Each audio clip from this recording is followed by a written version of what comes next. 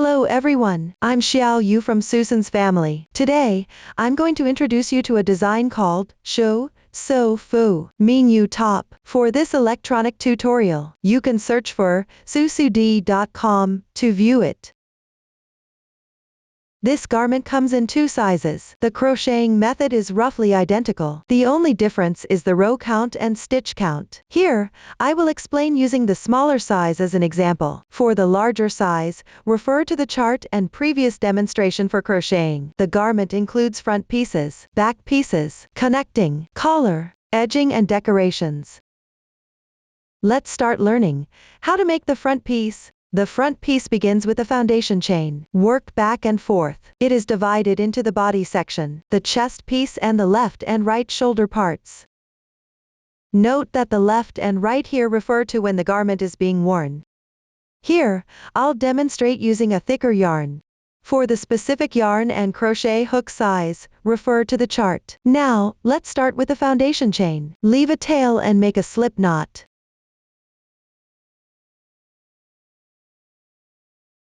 Start crocheting the chain stitches. The number of starting chains varies depending on the size. Again, refer to the pattern for this.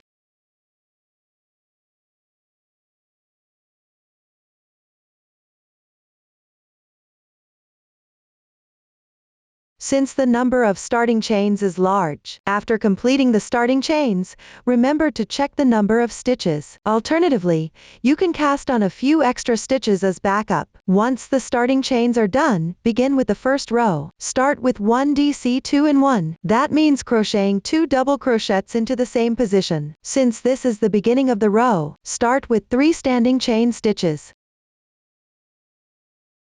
These act as the turning chain for the double crochet. This stitch corresponds to the last stitch of the foundation chain. Continue by working one more double crochet in this stitch. Pick up the top 2 strands of the chain. Crochet this stitch. This completes the DC2 in 1. Once done, start crocheting 1 cluster pattern. Work 3 chains. Skip the next 3 chain stitches. Crochet 1 single crochet into the next chain stitch. Work 3 more chains. Skip the next 3 chain stitches again. On the following chain stitch, work 1 double crochet. Then 2 chains and 1 double crochet. This completes one group of the pattern. Follow the pattern or refer to the chart. Crochet until there are 8 stitches left from the foundation chain.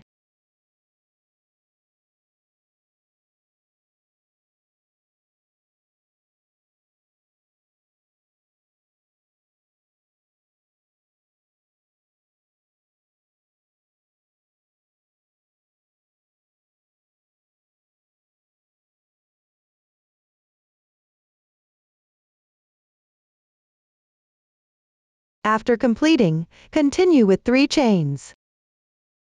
Skip 3 stitches, then work 1 single crochet. Work 3 chains again. Skip another 3 stitches. Continue skipping 3 stitches. Work 1 DC2 in the last stitch.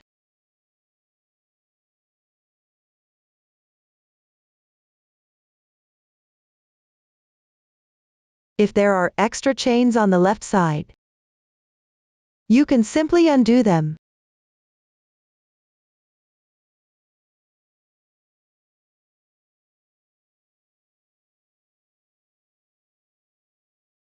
The first row is now complete. Continue to the second row. Start with 5 chains. Then begin working one group of the pattern. After turning the piece, pick up the front loop of the chain on the left and work 1 single crochet. Follow with 3 chains. For the next chain stitch loop, work 1 single crochet. Then make 5 chains.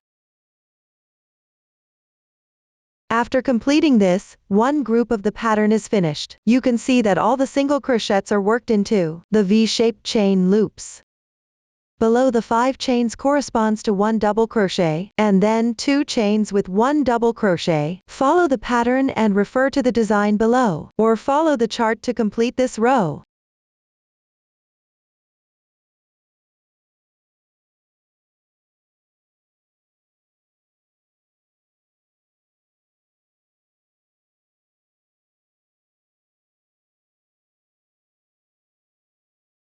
At the end of the last chain loop, work 2 chains, then 1 double crochet. The double crochet is worked into the position of the previous row's turning chain. Pick up the 2 strands of the chain loop to crochet. Row 2 is now complete. Next, move on to row 3. Start with another chain of 3 for the turning chain. After flipping the piece over, pick up the chain spaces below and work 3 double crochets.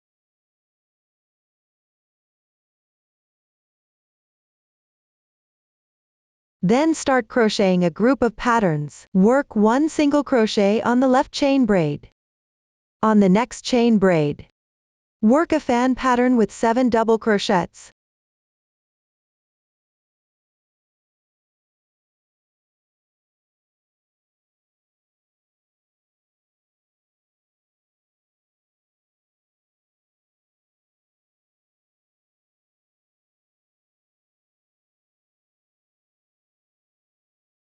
After completing the 7 double crochets, the fan pattern is finished. One group of patterns is now complete. You can see that the single crochet is worked on the 3 chain braid. The fan pattern is worked on the 5 chain braid. Follow the pattern below for reference. After finishing this row,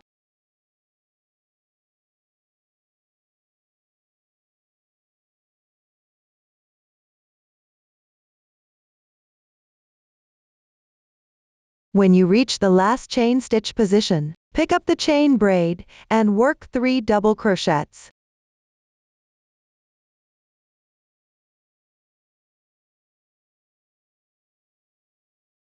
Then count from the bottom up to the 3rd chain of the turning chain and work 1 double crochet in this stitch.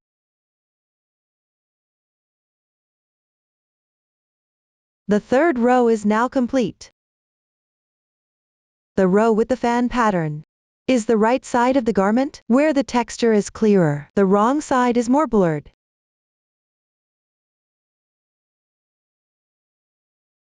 Now move on to the 4th row. Make 1 beginning chain.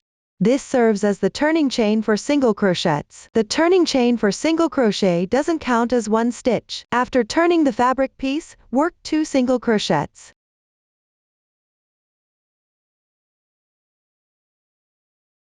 After finishing, start working 1 group of stitches. First, chain 5. Then locate the 3rd stitch of the fan shape from right to left. Work 3 single crochets starting from this stitch.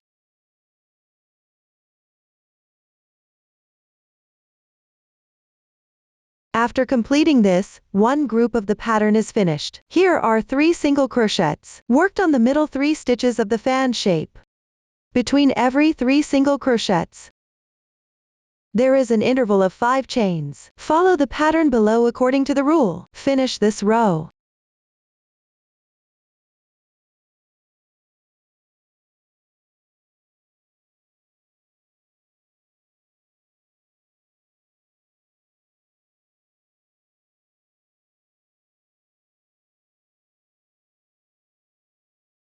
And there are 4 double crochets left at last. Still start from the 3rd double crochet, and work 2 single crochets.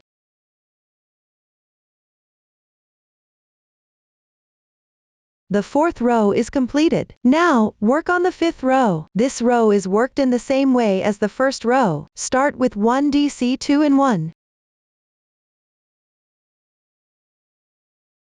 Then work 1 group of the pattern. For this row's pattern, single crochets are worked on the chain stitch loop.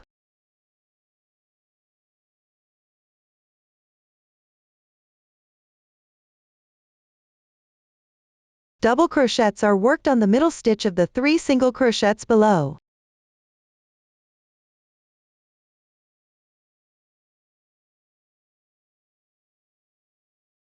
Follow the pattern below according to the rule. Finish this row.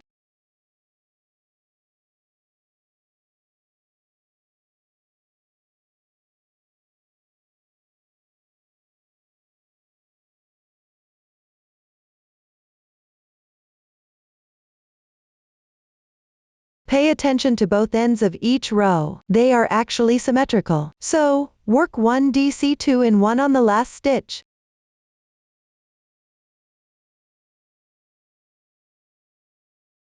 The 5th row is completed. Now let's take a look. The body panel has rows 2-5 as one sequence. Repeat crocheting until you reach the required number of sequences. Actually, we can count the number of fan patterns in one sequence. This is how many groups of fan patterns there are. Crochet the required number of groups. Note, the crocheted sequence might not be a complete group. Additionally, for the last row of the body panel, you need to adjust the stitches at both ends. Here, the row numbers for small and large sizes, and the crochet method for the last row are different. So when you reach the last row, you need to follow your respective pattern chart. Next, I'll explain the method for joining yarn. When crocheting, if a ball of yarn is almost finished, you can leave a yarn tail, then work an incomplete stitch. Here, if you encounter a single crochet, make an incomplete single crochet. If you encounter a double crochet, make an incomplete double crochet. Try not to join the yarn at a chain stitch position. We'll demonstrate by making an incomplete single crochet. Then take out the new yarn. Leave a yarn tail, and pull it through. This way, the yarn is joined. Then continue crocheting a few more stitches.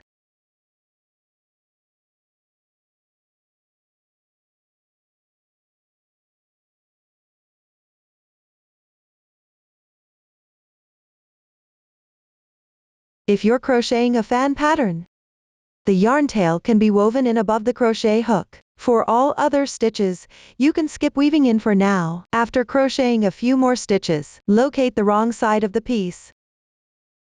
Follow the texture on the wrong side to weave in the yarn tail.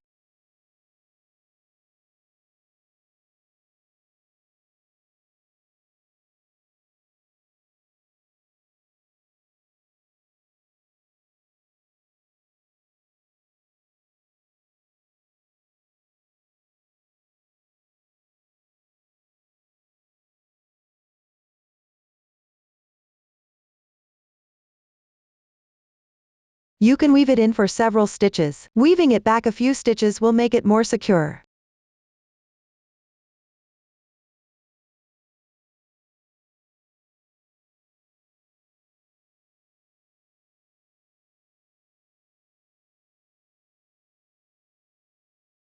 Trim any excess yarn tails.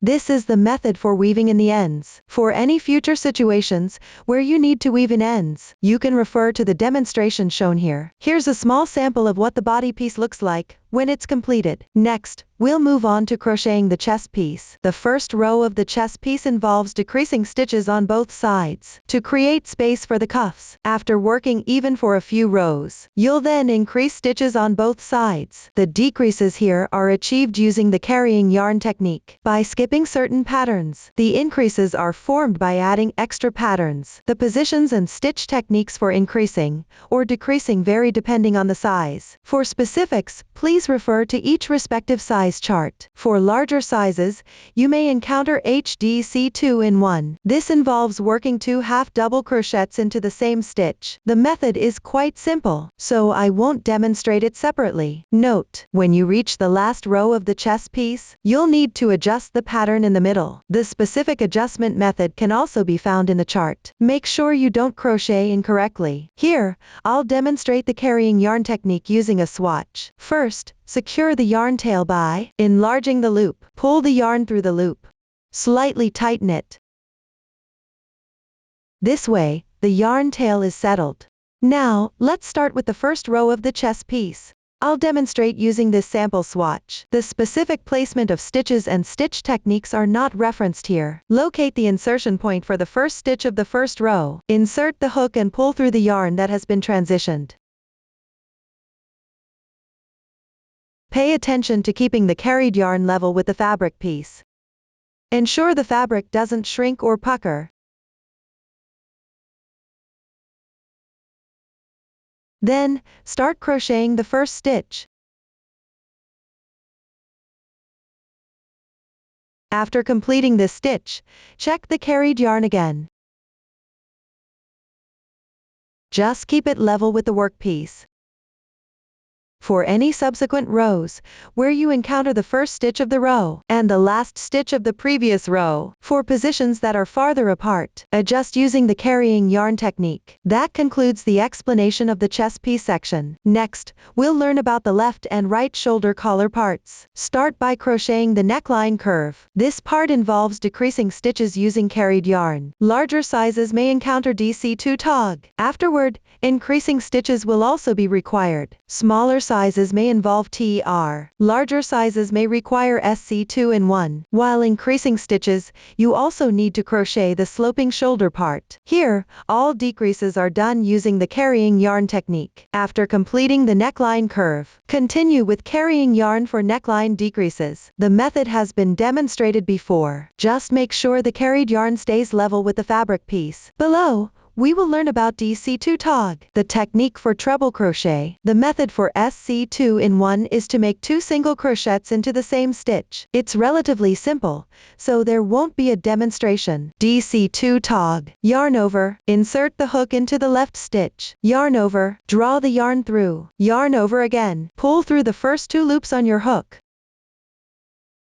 This is an incomplete double crochet. Now move on to the second one. Yarn over, insert into the adjacent stitch. Yarn over, draw the yarn through. Yarn over again, pull through the first 2 loops on your hook. This is the second incomplete double crochet, unclosed DC. Now there are 3 loops on your hook. Yarn over, and draw through all 3 loops on your hook in one go. That completes the DC2 tog. This is the crochet method for the DC2 tog.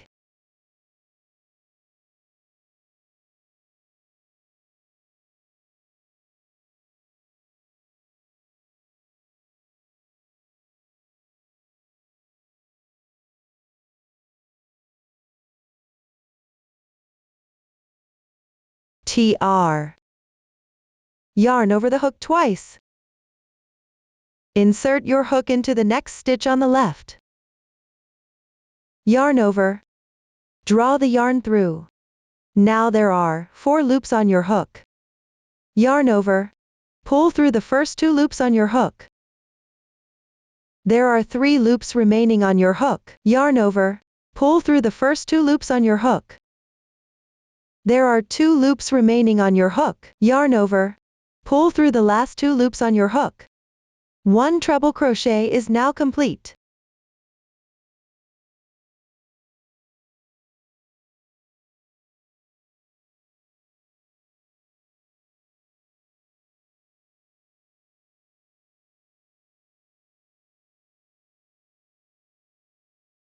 This is the crocheting method for treble crochet. Take a look at this small sample after completing the left shoulder part. Leave a yarn tail and draw the yarn through. This yarn tail will later be hidden along the wrong side of the fabric piece. The left shoulder part is now finished. Continue crocheting the right shoulder part. Refer to the chart and join the yarn at the corresponding position. Let me demonstrate the method for joining the yarn here. First, make a slip knot with the yarn.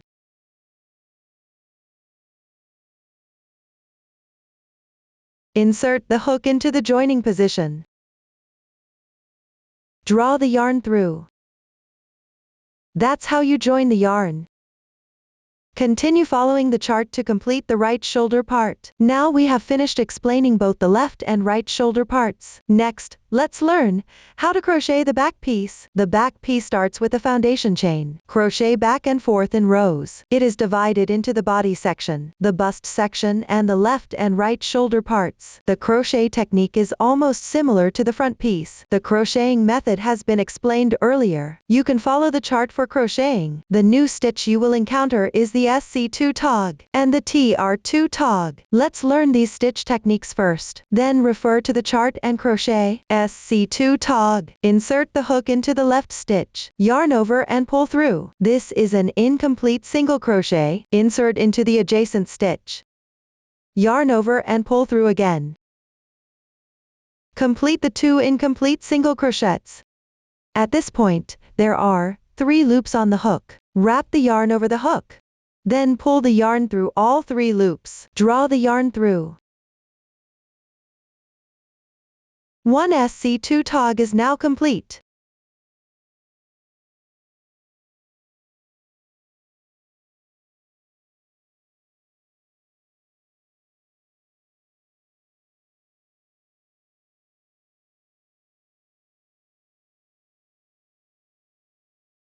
That's how you do the SC2 tog technique. TR2 tog. Yarn over twice. Insert the hook into the left stitch. Yarn over. Pull the yarn through. Then yarn over again. Pull through the first 2 loops. Yarn over again. Pull through the first 2 loops again. This is an incomplete treble crochet. Move on to the second one. Yarn over twice. Insert the hook into the left stitch. Yarn over. Pull the yarn through. Then yarn over again consecutively. Pull through the first 2 loops. Repeat this twice.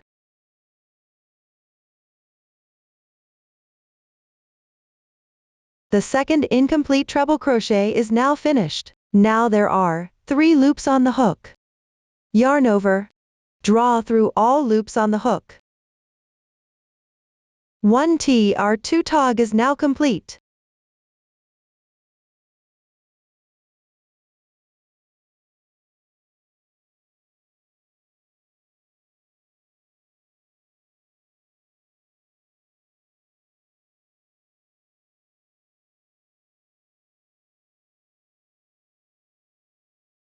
This is the crocheting method for TR2 tog. That concludes the back piece section. Take a look at this, it's the small sample of the front and back pieces after they're completed. Next, we will learn the joining technique. Place the front and back pieces with their right sides facing each other. Check the parts of the garment that need to be joined and the position corresponding to the sloping shoulder. The joining method is the same for all these areas. Here, I will demonstrate using one side of the sloping shoulder as an example. Make a slip knot with the yarn. Attach it to the last row of the front or back piece's shoulder part. Close to the middle stitch.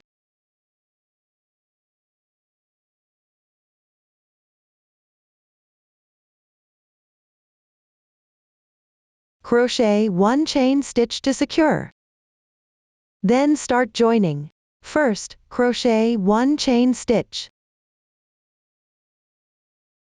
Then insert the hook into the corresponding position on the other piece and make 1 slip stitch.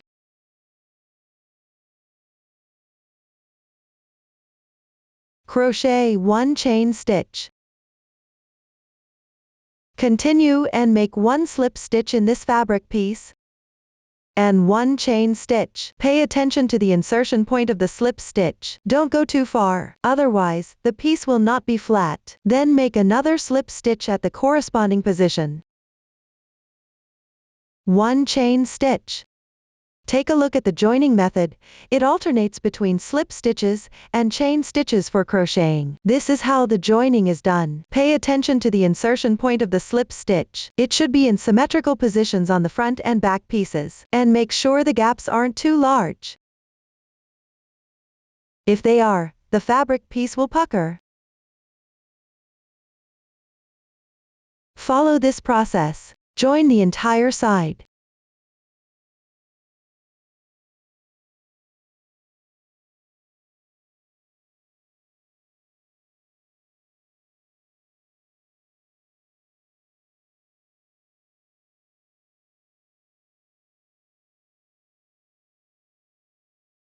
Note that if the piece becomes very uneven during joining, you'll need to go back and rejoin.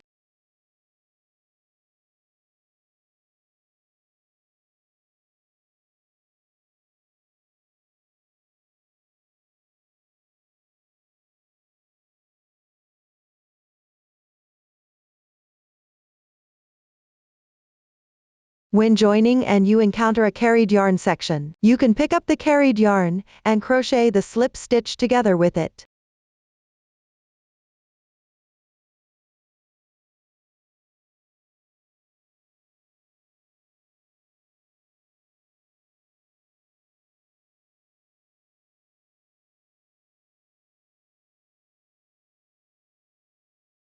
Continue joining all the way to the other side of the sloping shoulder, that is, above the most protruding point.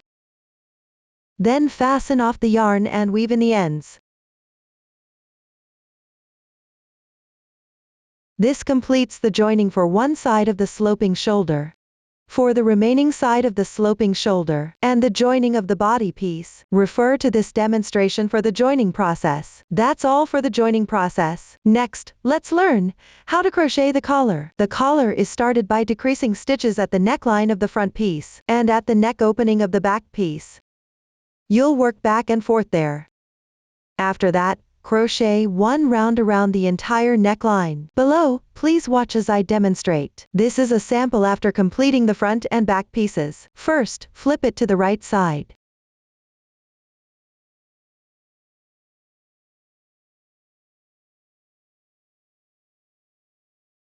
Locate the position for the decrease on the right side of the neckline of the front piece. Join the yarn at the outermost stitch.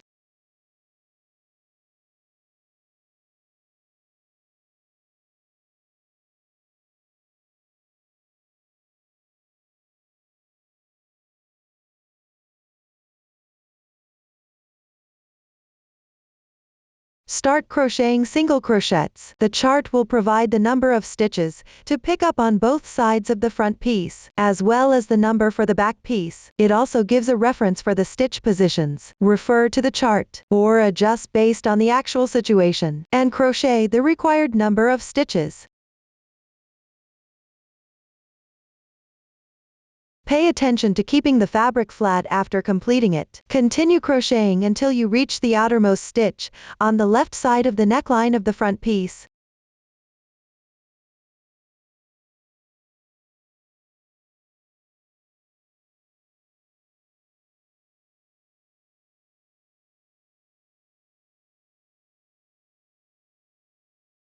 After crocheting, the first row is completed. Move on to the second row. This row consists entirely of double crochets. Decrease stitches by skipping stitches. First, work 4 double crochets evenly.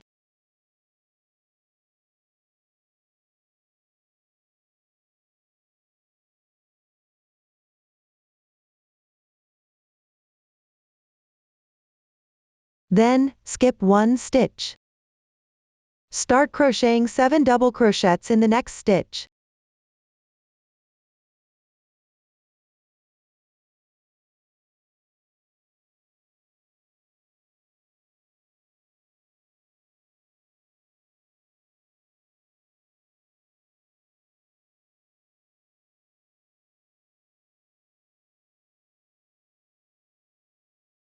Skip 1 stitch again. Start crocheting 7 double crochets in the next stitch.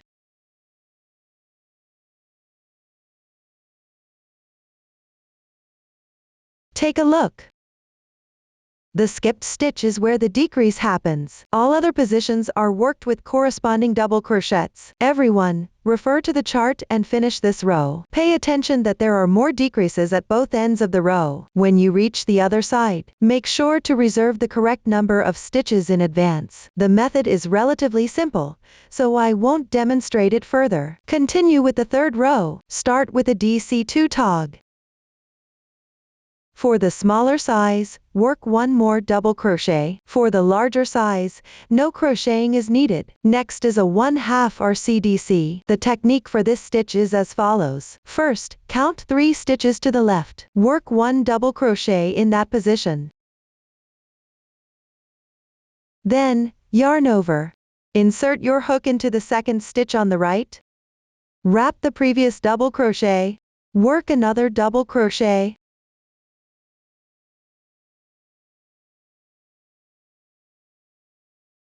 Insert your hook into the middle stitch and continue crocheting.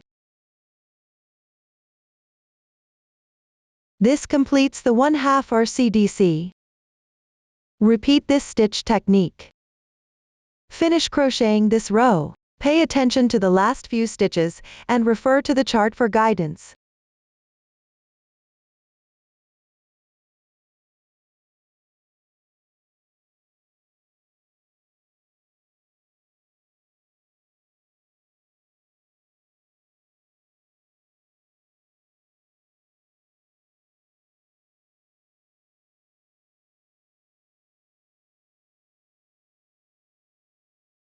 Row 3 is now complete. Next, work on row 4. Start with 3 beginning chains. Continue with 1 DC2 tog.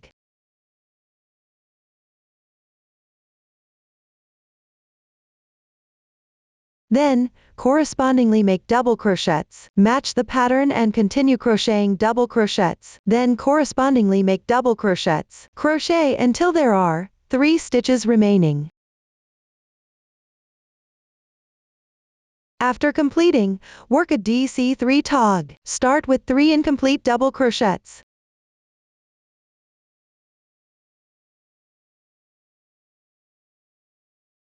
Then yarn over and draw through all loops once. The DC3 tog is now complete. Row 4 is now finished. For row 5, start with 1 DC2 tog. Next, crochet the 1/2 RCDC. This row requires decreasing stitches. The way to decrease is by crocheting a 1/2 RCDC over 4 stitches. First, work a 1/2 RCDC.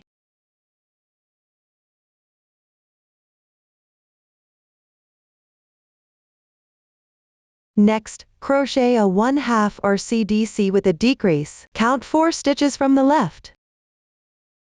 Work a double crochet into the 4th stitch.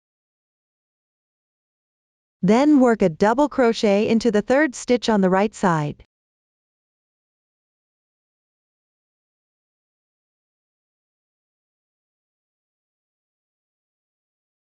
Notice that there is still 1 stitch in the middle remaining unworked. This is the stitch that will be decreased. Crochet all 1/2 RCDC for this row. Pay attention to where you need to make the decreasing 1/2 RCDC. Refer to the chart and finish crocheting this row. I won't continue with the demonstration. The 6th row that comes later is similar to the 2nd row in technique. Just for the middle section, skip stitches to decrease as you did in row 2. Similarly, follow the pattern chart to crochet. For the 7th round, crochet around the completed collar and the neckline curve. After finishing, join with a slip stitch in the 1st stitch to close the ring. Weave in the ends. The method is the same as for row 1. There's no specific stitch count for this round. Just make sure the fabric lays flat. That concludes the collar section. Next, we'll learn how to crochet the edging. The edging is divided into cuff edging and hem edging. For the cuff edging, refer to the previous demonstration. Pick up stitches and work 1 round. For the 2nd round, work single crochets evenly without increasing or decreasing. The hem edging is worked directly onto the foundation chain. Correspondingly, make single crochets into each chain stitch. You can pick up the entire chain loop to start crocheting. For the 2nd round, continue working single crochets evenly without increasing or decreasing. That concludes the edging section. Next, we'll move on to decorations. Decorations include Chinese frogs and side buttons. Now let's make the Chinese frog. Start by crocheting a rope, then coil it into the shape of a frog toggle. Finally, attach it to the corresponding positions on the left and right front pieces. First, crochet the rope. Here, the rope is a chain stitch braid. Leave a long yarn tail, then fold it in half. Start with a slip knot using 2 strands of yarn together. Cast on 105 stitches total.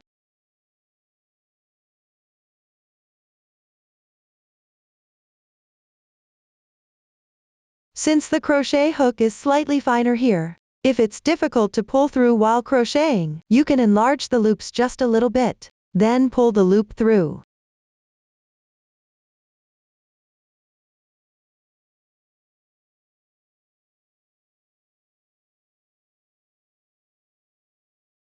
Leave a long yarn tail from the remaining yarn, which will be used later for sewing.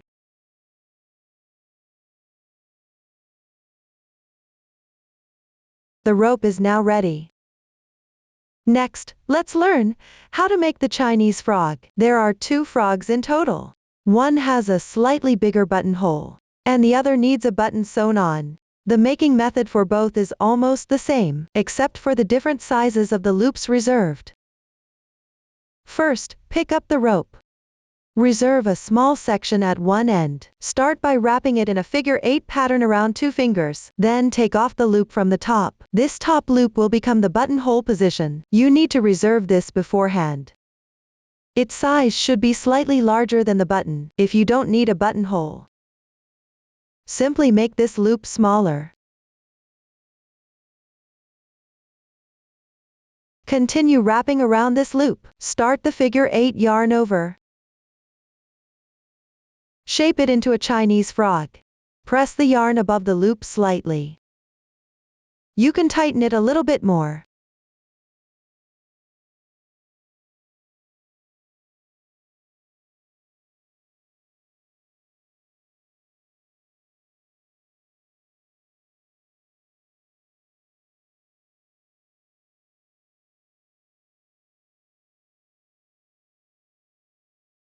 After wrapping, insert the yarn tail into the middle of the loop.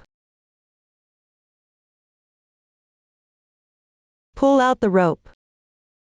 Tidy it up.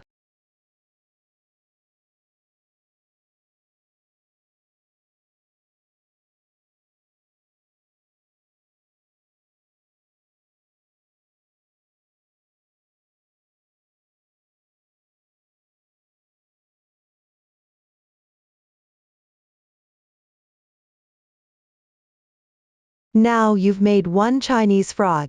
For the other one, refer to this making method. Make another one. I will not repeat the demonstration. After completing it, attach the Chinese frog at the boundary between the collar and the front piece. The side with buttonholes should be on the left hand. The side without buttonholes should be on the right hand. The position of the Chinese frog can be adjusted according to preference. Everyone, please finish it. You can trim the extra line segment here.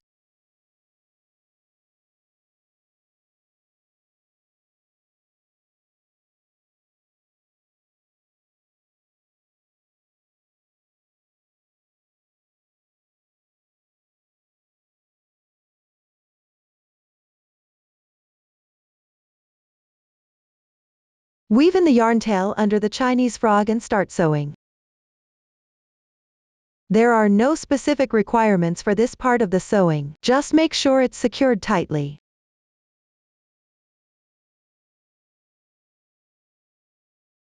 Try to keep the distance between the yarn tails on the surface as small as possible. This way, it will look more beautiful after sewing.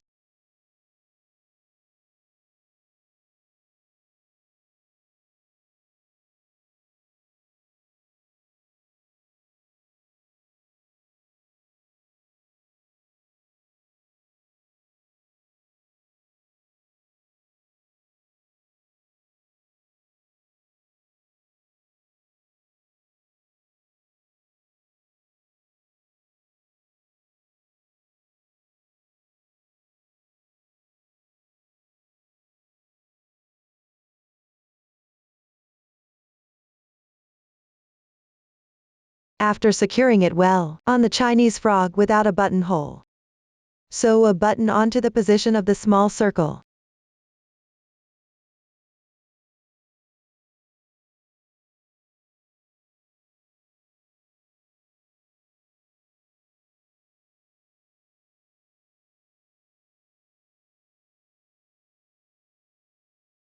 After sewing, weave in the yarn tail, and fasten off the yarn. That concludes the explanation of how to make the Chinese frog. Next, we'll create the side button. Start by leaving a yarn tail. Then crochet chain stitches for the braid.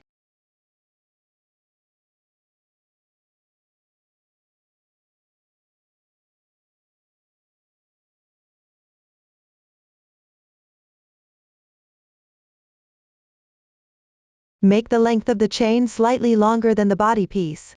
Don't fasten off the yarn just yet. Enlarge the loop and leave it for later use. On the other end, thread through a sewing needle.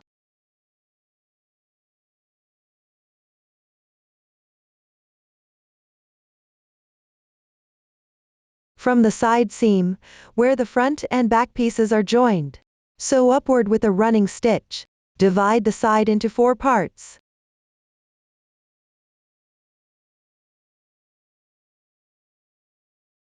Start with a running stitch.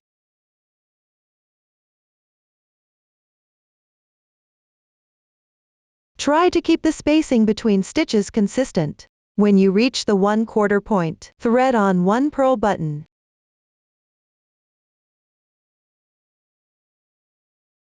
Here, I'm using smaller pearls.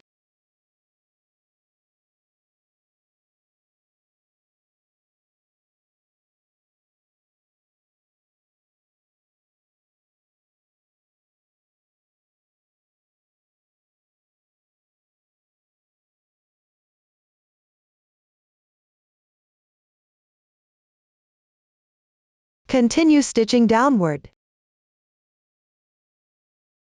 Stitch until you reach the 3/4 point and the final quarter section, and thread on 1 purl button again.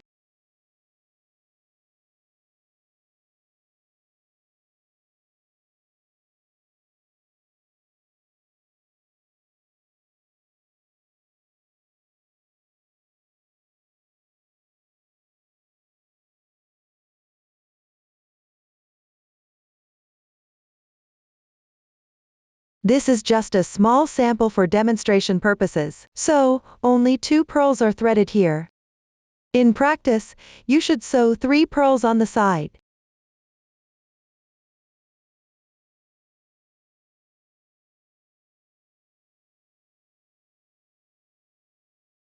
After sewing all 3 pearls, the yarn tail will be below the cuff. Take this yarn tail. Pick up a strand at the back and tie a knot.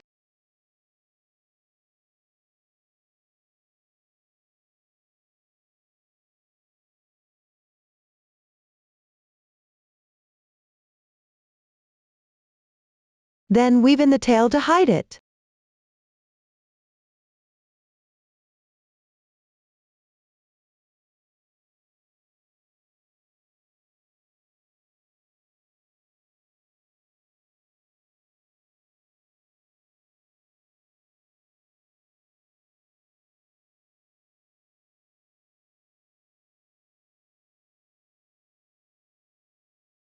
Next, pick up the other side of the chain. Gently pull the yarn tail tight.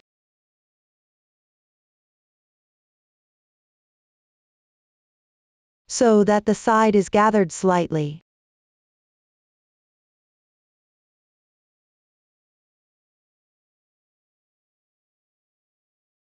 Adjust to the proper position. Then undo the extra chains.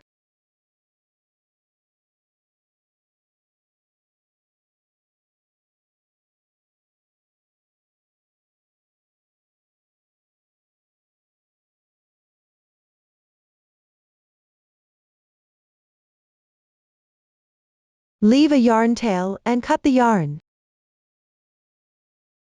Continue with this yarn tail. Pick up strands along the bottom edge, tie a knot, and weave in the tail. This completes sewing the buttons on the side. Do the same for the other side using the same method. That concludes how to make the side buttons. Up to this point, the tutorial for this garment is complete. If you have any questions during the process, don't hesitate to reach us via our website. Susan's Family, supporting your handwork experience, sharing the joy of life. Thank you all for watching. We'll see you in the next episode.